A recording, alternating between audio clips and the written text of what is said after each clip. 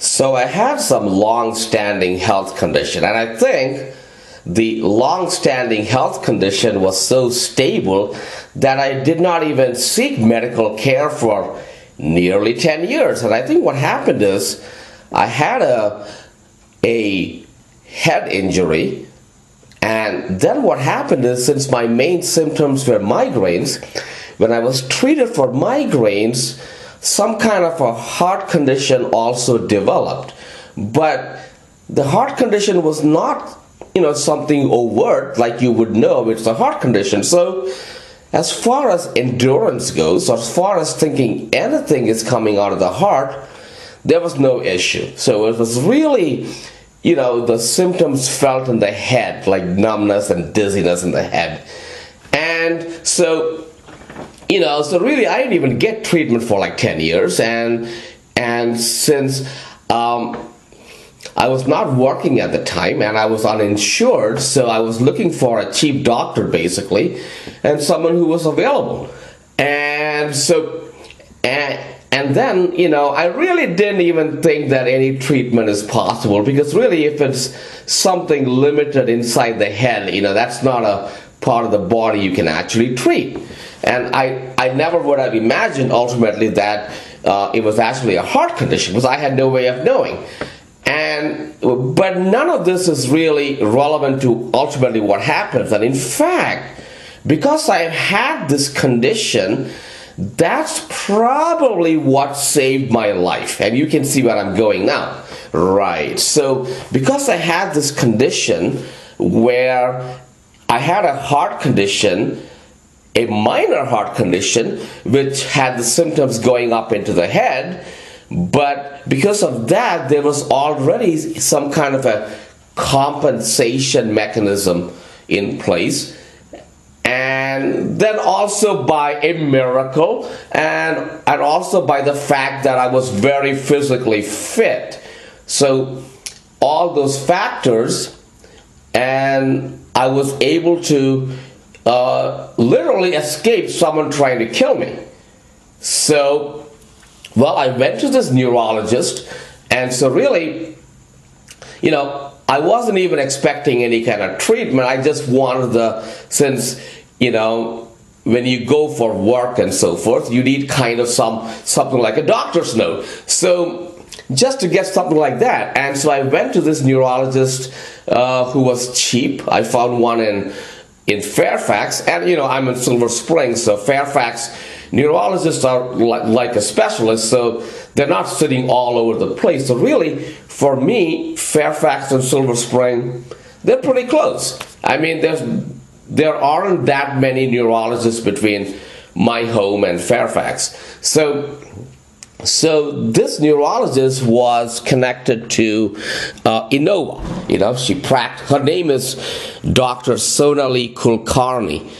Okay, and the spelling is Sonale, and the last name is Kulkarni. I mean, there may be a different pronunciation to her last name, but that's how she pronounces it, as Kulkarni. So, well, I went to her, and obviously she figured out, she's a doctor, she figured out, it was very easy for a doctor to figure out, because I had some strange symptoms that would go directly to be linked to a heart condition, which was, one symptom I had was when I did like aerobic exercise, I would gain a lot of weight. And then when I stopped, the weight just came right back off. And that's a heart condition. That's not a neurological condition. That's a heart condition. A heart condition where the heart doesn't process the blood fast enough, and the blood backs up, and it comes out as excess weight in the body, not as fat, but more as water weight. So, but of course,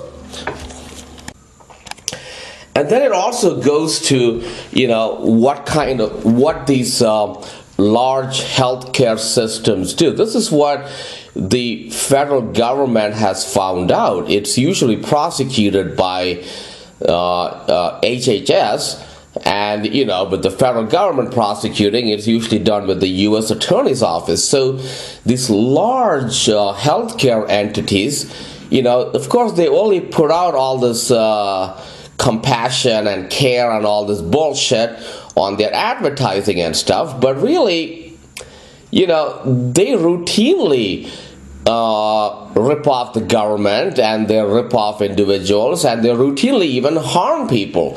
So there's really, if you look at what the federal government has found out, or even like, state investigators like in New Jersey and stuff have found out, there's nothing going on about actually taking care of people. So, like one of the schemes that these, so the way it actually works is, it's not really like a regular top-down corporation structure, So what they have is, with these large healthcare entities like Innova, you actually have two sets of individuals who kind of have equal power. Okay, so you have the executive level, and these are executives who make a lot of money. Okay, and then also at the executive levels, you have these so-called volunteers who are like on the hospital board and so forth. And a lot of times, these are actually even elected officials. So anyway, and so you have these. And why are these elected officials trying so hard to stay on those boards when they're supposedly volunteers? And we know there's a follow the money equation where they get money somewhere down the road. Anyway, so how it works is the top level. So how it works is, any piece of shit doctor from anywhere can basically come up with some kind of a scheme. So you have just a average cardiologist, not doing anything special, and he comes up with a scheme to perform unnecessary heart surgeries. And what the federal government has said is, this is more than a civil charge. It's a criminal violation, because actually people do get killed with unnecessary heart surgeries. So these doctors, they bring the scheme up to the executive level of these health systems, and so they all together work together to make the scheme happen. So the executive level, they provide they provide the political favors. They also provide the very expensive lawyers, and they also provide the good public relations with the media and so forth. So they bring all that, and the advertising, and the doctor brings forth the scheme where you can do heart surgeries that you don't need. So what this executive level does is, they actually elevate this doctor to a very high position in the corporation. So they kind of make them the manager, the head of the entire cardiology section. They give them like a cardiology wing, and they name the cardiology wing even after these doctors, and they give them a lot of power. So really, they throw all the resources to these doctors who really haven't really earned it. They aren't someone who worked their way up to be like the head of cardiology, whatever. They just happen to be someone who bought forth the best scheme to make the most money for someone like Innova.